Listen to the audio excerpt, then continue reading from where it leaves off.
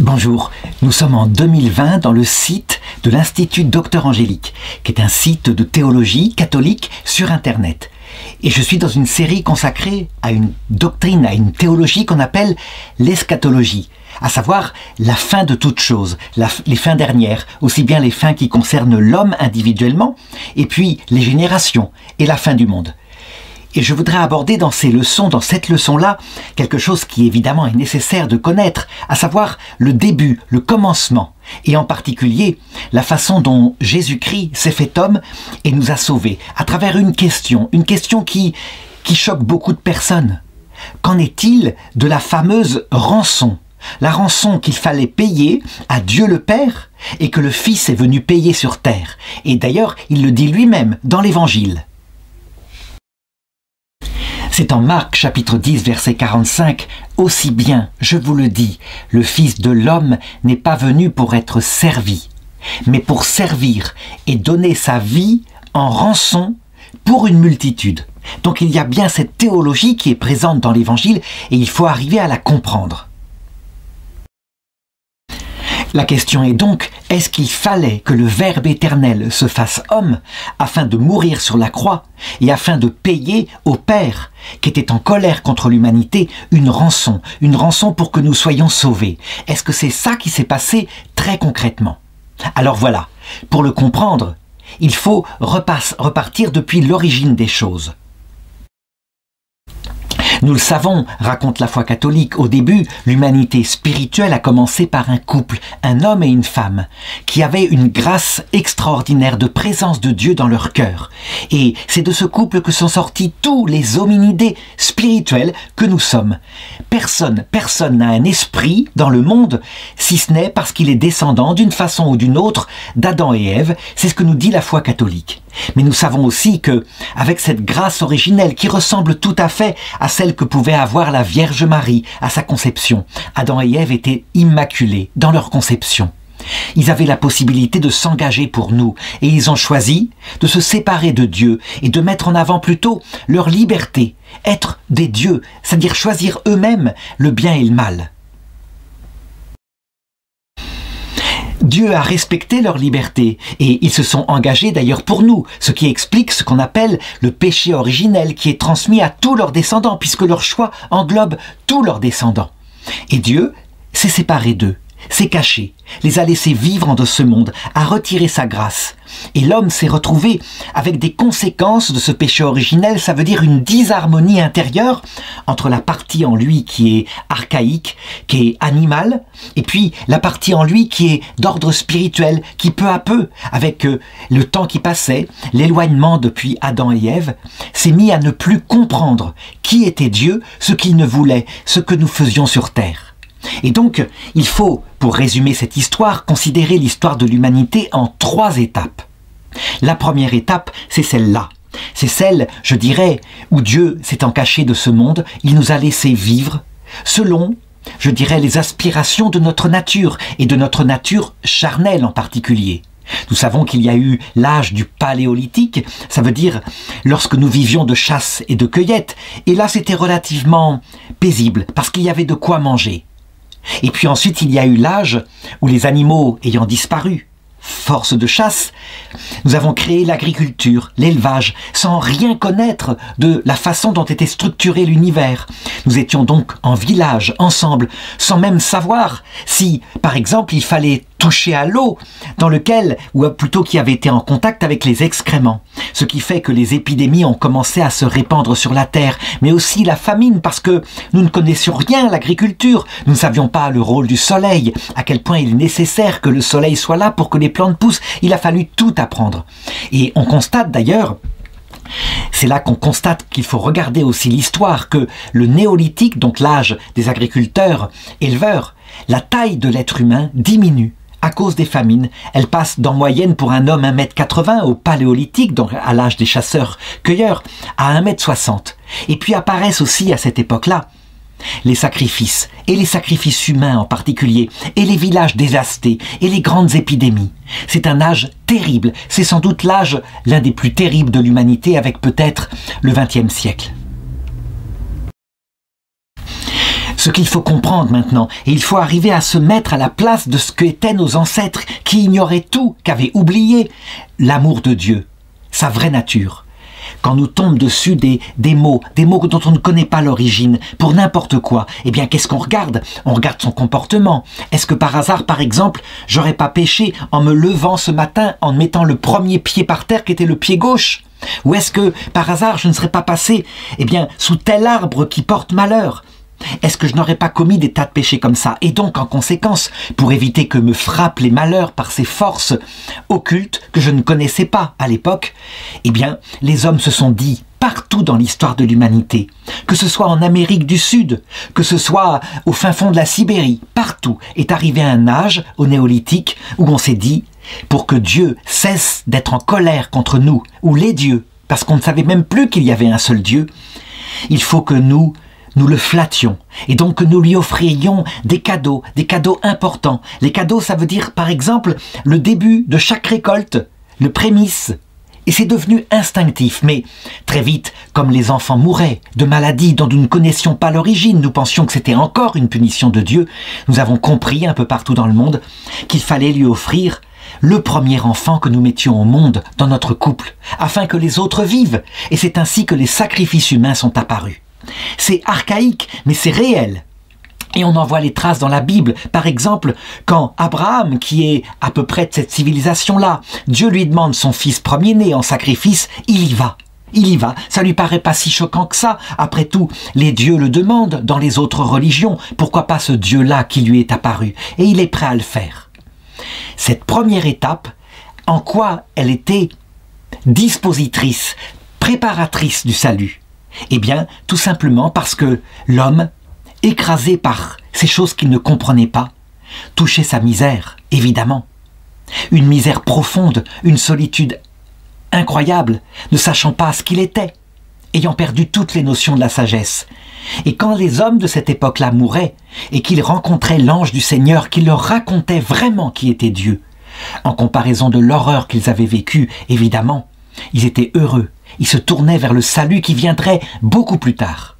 Donc, il n'y avait pas le salut à cette époque-là, mais une préparation au salut, une préparation qui ne plaisait pas à Dieu, mais qui était quelque part efficace, puisque le but, nous faut le rappeler, le but de tout ça, qu'on connaît en eschatologie, c'est de voir Dieu un jour face à face.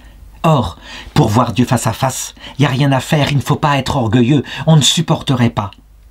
Et donc, comme première étape de préparation à l'humilité et éventuellement à l'amour de Dieu, eh bien rien ne vaut l'humiliation. Le fait de, par exemple, étant jeune, se croire quelqu'un, et puis, à cause d'une petite maladie, une épine dans le pied qui s'infecte, ne plus être rien, et puis mourir, et errer comme ça dans l'Hadès ou le Shéol, pendant des années avant que l'ange ne paraisse. L'homme était sauvé ou préparé au salut par cette méthode qui ne plaît pas à Dieu, mais qui marchait. Dieu, nous le connaissons. Nous savons comment il était avec Adam et Ève, et nous avons le Verbe éternel qui est revenu sur terre pour nous expliquer tout ça. Donc, il suffit de se mettre à la place, comme nous le pouvons, de Dieu pour comprendre que cette façon de faire, qui est la façon qu'on voit à la croix avec le mauvais larron, ne peut pas plaire à Dieu, ne peut pas durer. Voilà pourquoi il a commencé à se révéler, Dieu, lui-même, en expliquant peu à peu, lentement, étape par étape, quel était son vrai but, quel était son cœur. Et c'est pourquoi je voudrais aborder maintenant la deuxième étape. La deuxième étape qui est, on peut le dire, la préparation au salut. Elle commence avec Adam et Ève, quand Dieu leur dit « Ta descendance écrasera la tête du serpent ». Dans cette parole, il y a déjà l'annonce très cachée d'un salut qui se fera. Mais c'est très lointain. Et au fur et à mesure que le temps passe, plus la révélation s'approche de la venue de Jésus-Christ, plus il y a des détails qui sont donnés. Mais avant que ça n'arrive, il faut que je rappelle certaines choses qu'a fait Dieu. Dieu a commencé par accepter cette espèce de loi archaïque de l'être humain qui pensait qu'il fallait payer une rançon à cause des péchés à ce Dieu féroce qui était là mystérieusement caché dans les espaces de ténèbres. Et il a accepté d'utiliser cette forme-là en acceptant des hommes des rançons. La Bible raconte cette deuxième étape à travers, par exemple, la loi de Moïse. Souvent on se dit, parce qu'on voit que Moïse, effectivement, est au paradis, puisque le jour de la transfiguration, il apparaît avec Élie à Jésus, qui est transfiguré devant ses apôtres. Donc c'est d'un homme qui est sauvé. Et donc on croit que c'est quasiment un chrétien. D'ailleurs, il était proche de Dieu. Quand il s'approchait de Dieu, son visage devenait lumineux. Et on a dit qu'il n'y avait pas d'homme plus humble que lui. On n'en a pas vu dans l'histoire de l'humanité, dit la Bible à propos de Moïse. En réalité, c'est une humilité toute relative en comparaison de l'état de l'humanité à cette époque-là, qui est barbare, on peut le dire. Et donc, Moïse, il ne faut pas le comparer à ce qui est arrivé par la suite, les saints du Nouveau Testament, même s'il l'est devenu, il a été purifié. La loi de Moïse est une loi barbare.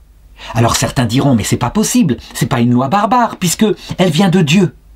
En fait, dans cette deuxième étape, Dieu a accepté de prendre l'homme avec ses archaïsmes, et donc en particulier son besoin de sacrifice pour que ne lui tombent pas dessus les malheurs, et il s'est d'abord, entre guillemets, un peu incarné dans cet archaïsme.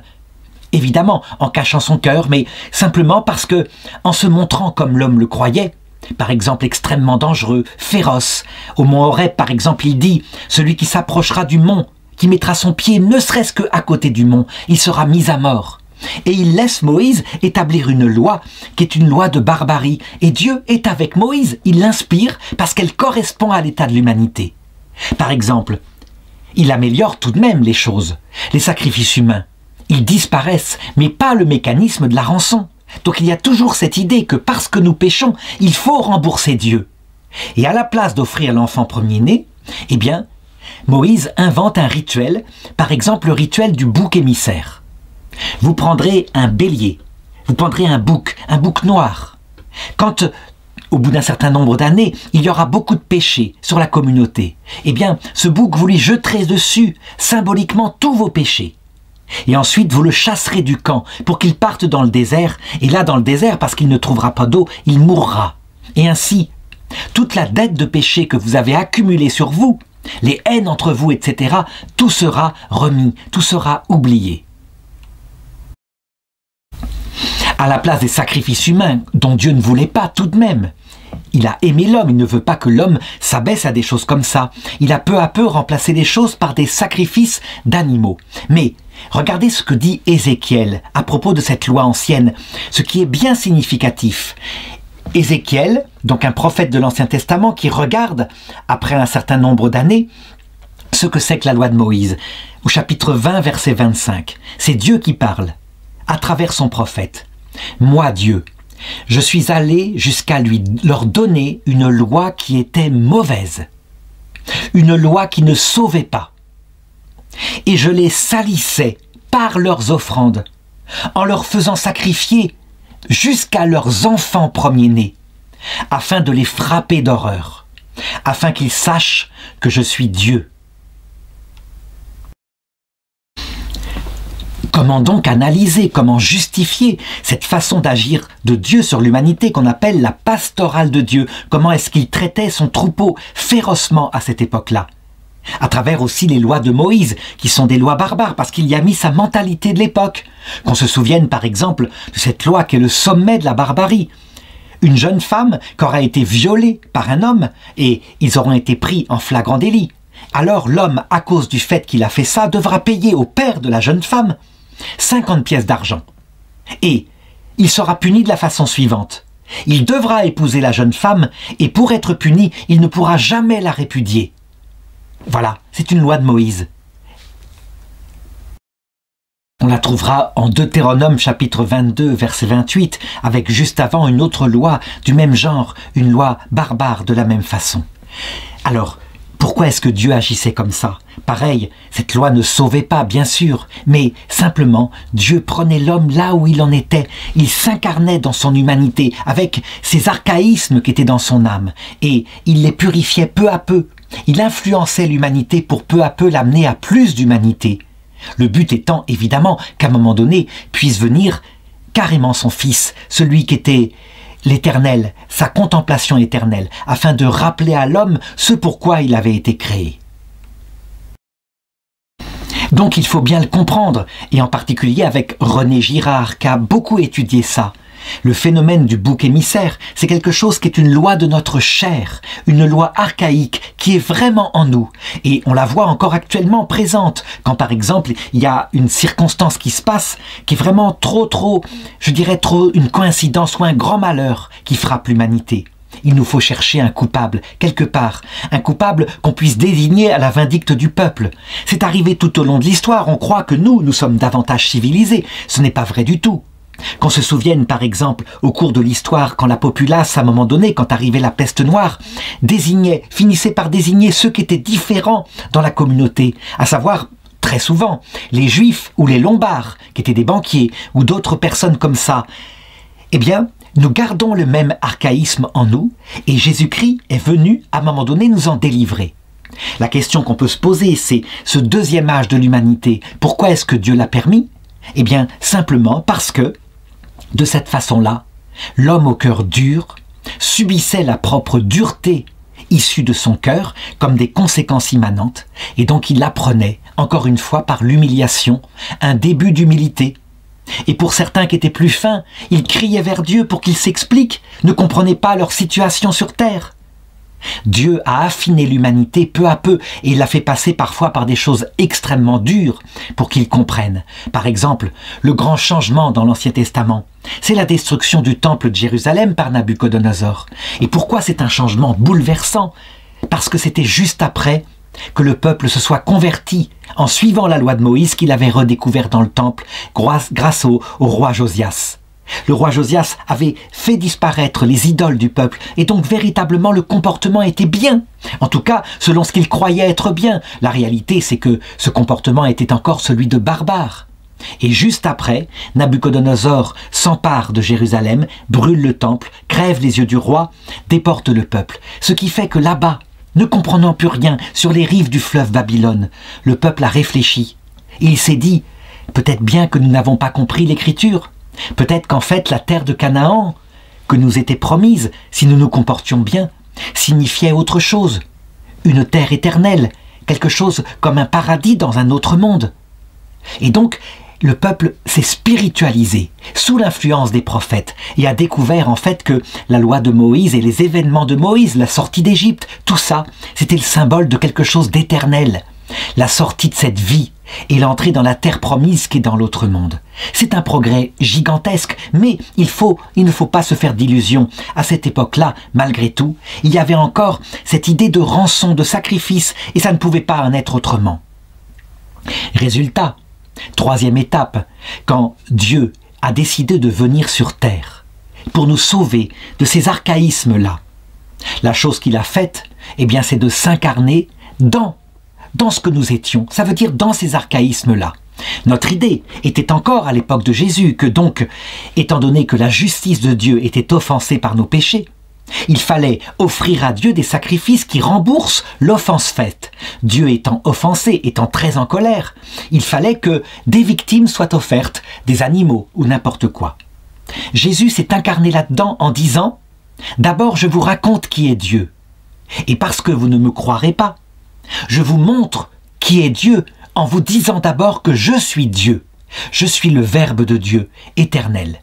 Et je vais monter à Jérusalem. Et là, je serai attrapé par les grands prêtres. Et ils me mettront à mort, mais 3 jours plus tard, je ressusciterai. » Les apôtres, évidemment, ne comprenaient pas comment pouvait-il en être autrement. Et c'est ce qu'a fait Jésus.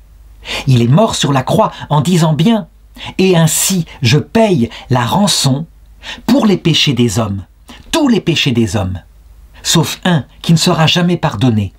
Le blasphème contre l'Esprit Saint, ça veut dire le refus froid, déterminé, d'accepter quoi que ce soit comme pardon, la volonté de tenir dans sa liberté orgueilleuse jusque face à ce salut ainsi manifesté. Évidemment, quand on ne se repent pas du péché, il n'y a pas de rançon. Ce qui est extraordinaire avec cette forme de rédemption, c'est que du coup, il y a des hommes, des théologiens qui, en regardant ça, se sont dit « Ben oui, il fallait une justice stricte.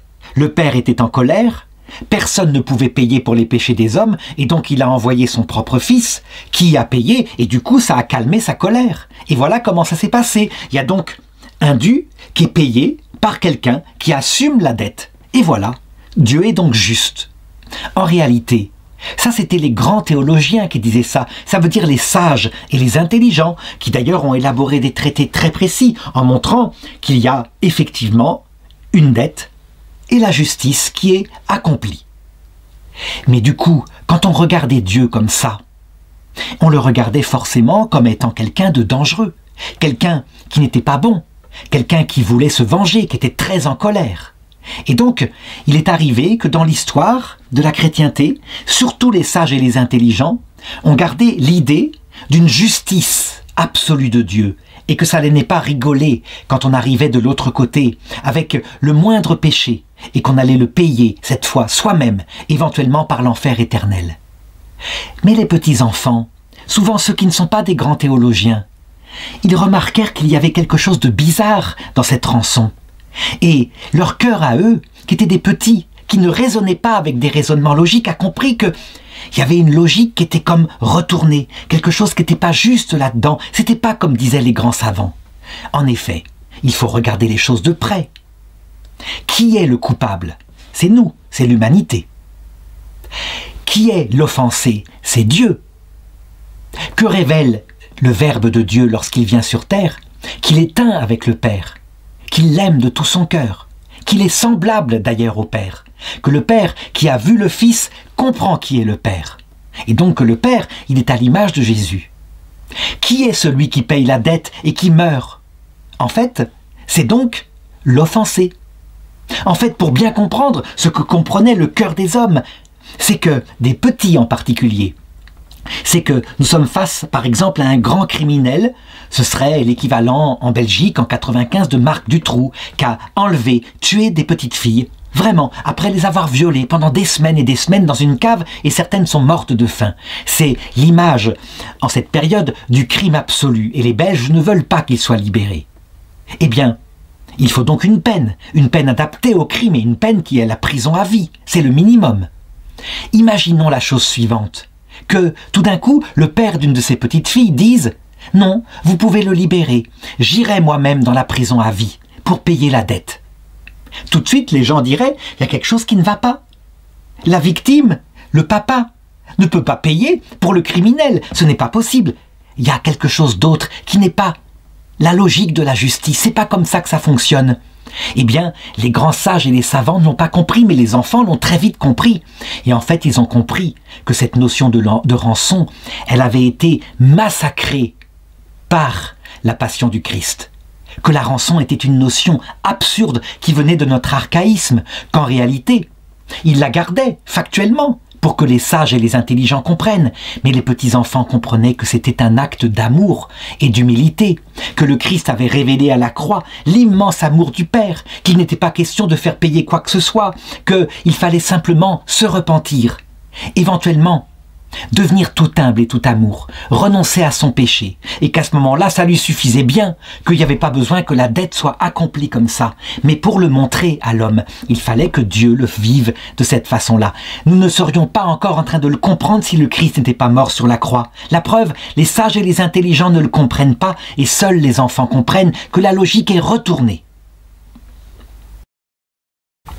Alors certains diront, et avec raison, mais ce n'est pas vrai. La preuve, s'il y a un purgatoire après la mort, c'est bien parce qu'il faut payer une dette. Et d'ailleurs Jésus lui dit lui-même, « Hâte-toi de te réconcilier avec ton frère, tant que tu es en chemin sur la terre, de peur que ton frère ne te livre au juge, et que le juge ne te livre au bourreau, et le bourreau au geôlier. Et là, tu ne sortiras pas de prison avant que tu n'aies payé jusqu'au dernier sou. » C'est d'ailleurs ce qu'on appelle la théologie du purgatoire. Il faut payer les dettes de peine pour les péchés qui, certes, on s'en est repenti, on a demandé pardon, mais il n'y a rien à faire, il y a une dette de peine. Il faut reconnaître que les protestants, eux, ils ont dit « La dette de peine a été payée entièrement par le Christ, donc votre histoire de purgatoire, elle est débile. » Et ils se sont opposés au purgatoire en disant « La dette est payée. » Mais c'était encore l'ancienne théologie archaïque. En réalité, ce qu'il faut comprendre, pour comprendre la vraie nature du purgatoire, certes il y a cette dette de peine, mais en fait, ce sont les hommes au cœur juste, droit, ferme, les adultes, qui veulent payer une dette de peine. Qu'est-ce qui se passe très concrètement? Quand on arrive devant le Christ à l'heure de la mort, qu'on voit son péché et qu'on s'en repent de toute son âme, et qu'on voit l'horreur qu'on a faite face à la lumière, à l'amour, à la tendresse du Christ qui a souffert pour nous sur la croix, lorsqu'on est encore un peu fier de soi, qu'on a ce sens de sa propre grandeur, on réagit comme Zachée. On dit à Dieu, tu vas voir, à cause des péchés que j'ai faits, je vais rembourser 5 fois le mal que j'ai fait. Zachée, c'est un homme que Jésus avait converti, qu'on trouvera dans l'Évangile. C'est en Luc chapitre 19 verset 8 qu'il dit « Je rembourserai la dette 5 fois ». Et Jésus est admiratif devant son amour, qui évidemment va jusqu'à cela, parce que c'est un amour qui est devenu vrai et qui veut véritablement rétablir la justice. Mais en fait, qu'est-ce qui, encore plus fondamentalement, ne va pas en Zachée? C'est très simple. Il a vu le Christ, qui l'a accueilli, et il a vu qu'il ne pouvait pas être digne du Christ avec sa saleté. Il l'a vu, et donc il a voulu réparer les choses. Mais ce qu'il ne comprend pas encore, lui, comme un homme fier qu'il est, et qui est légitimement fier, c'est que ce n'est pas cette justice du paiement d'une dette qu'il veut, le Christ. C'est un cœur tout humble. Le sacrifice, ce n'est pas des veaux gras, dit l'Ancien Testament, mais c'est un cœur brisé, un esprit humilié. Et là, on en revient à toute l'origine je dirais, de la révélation de Dieu. Personne ne peut voir Dieu sans mourir à soi-même. C'est dit à Moïse, c'est rappelé par Jésus. Si le grain de blé tombé en terre ne meurt pas, il reste seul. Mais s'il meurt, il porte beaucoup de fruits. En réalité, Zachée ne supporte pas la vision du Christ parce qu'il n'est pas humble. Il doit acquérir un cœur brisé, un cœur tout humble, sinon il ne supportera pas la vision béatifique. La profonde raison du purgatoire, c'est d'abord ça, acquérir un cœur mort à soi-même. Et en conséquence, eh bien, Jésus est admiratif parce que la personne qui n'est pas tout à fait humble veut payer sa dette, et elle a bien raison. C'est une réaction naturelle. Si elle ne voulait pas payer sa dette tout en étant orgueilleuse, ça ne rimerait à rien. Donc on le voit, la notion de rançon est dans notre cœur, elle est dans notre propre fierté, elle est dans notre propre sens de la justice au sens humain du terme, tandis que Dieu lui-même, il va nous apprendre au purgatoire à changer notre logiciel intérieur pour comprendre que Dieu est amour, qu'il est infiniment humble et que donc c'est en étant soi-même plein d'humilité et en disant « Seigneur, jamais je ne serai digne de te recevoir, mais dis seulement une parole et je serai guéri. » Et ça, il n'y a rien à faire, hein, c'est pas seulement le dire, c'est le penser, et donc il faut avoir souffert pour le comprendre. C'est quand nous dirons ça avec notre être même que nous pourrons rentrer dans la vision béatifique. En réalité, quand un homme est devenu tout humble après avoir souffert dans le purgatoire, un moment de profonde nuit de l'esprit, de désespoir quelque part, au point qu'il dit comme le Christ, « J'arriverai jamais à rien », ou plutôt, non, le Christ n'a pas dit ça, il a dit « Mon Dieu, pourquoi m'as-tu abandonné ?» à la croix. Et il a appris de ce qu'il a souffert. Lui-même, il a appris, dit l'Épître aux Hébreux, l'humilité. Eh bien, quand nous serons passés par là, alors, la dette de peine devient tellement secondaire. La dette à payer, la rançon, devient absurde. Certes, nous sommes prêts tellement nous ne comptons plus. Il n'y a plus que Dieu et le prochain qui comptent, à payer s'il le faut jusqu'à la fin du monde. Mais le Christ peut venir nous chercher à ce moment-là, parce que notre cœur est prêt pour entrer dans la vision béatifique. En réalité, nous sommes sortis de cette idée de rançon. Alors, il y a chez les protestants, évidemment, quelque chose qui va dans ce sens-là. Ils disent bien, cette idée de rançon est absurde puisque le Christ a tout payé. Oui, mais ils le disent avec beaucoup de fierté en disant « nous avons la vérité ». Ils ne comprennent pas que pour que ça sorte de notre être, il ne suffit pas de le dire. Il faut avoir vécu sa propre misère et alors on a compris les choses. Ça change radicalement notre cœur. Ça tue le vieil homme en nous et ça fait naître le petit enfant. Celui qui comprend que c'était tout simple finalement l'évangile. Tout humble et tout amour et on voit Dieu face à face. Je voudrais conclure cette vidéo pour bien montrer de quelle façon le grand docteur de l'Église, qu'on appelle Sainte Thérèse de l'Enfant Jésus, l'un des plus grands docteurs, qui pourtant est une toute petite jeune fille morte à 24 ans, l'avait expliqué par un passage très simple dans l'histoire de sa vie, l'histoire d'une âme. Elle raconte qu'à un moment donné, elle avait rencontré une sœur plus âgée qui, elle, avait ce sens un peu janséniste de la justice de Dieu. La justice terrible qui, évidemment, va punir l'humanité, qui va envoyer des fléaux terribles. Et Dieu accepte de paraître comme ça un certain temps, de ne pas être compris, puisque il s'adapte à l'archaïsme que nous sommes.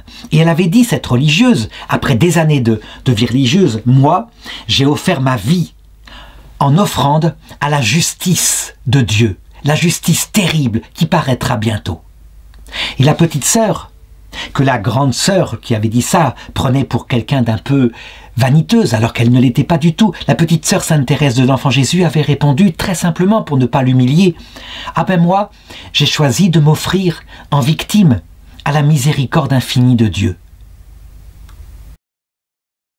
Elle ne l'a pas dit plus fermement, elle ne lui a pas expliqué, elle ne voulait pas se faire sa maîtresse spirituelle. Mais elle est pour nous une maîtresse spirituelle. Ça veut dire qu'elle avait compris que quand on entre dans l'évangile, on sort immédiatement de la notion de rançon que Jésus-Christ a tuée à la croix. Véritablement, on entre dans la compréhension que Dieu est amour, puisque c'est la victime qui s'est fait rançon. C'est pas logique avec la logique habituelle. Ce n'est logique que dans la logique du cœur.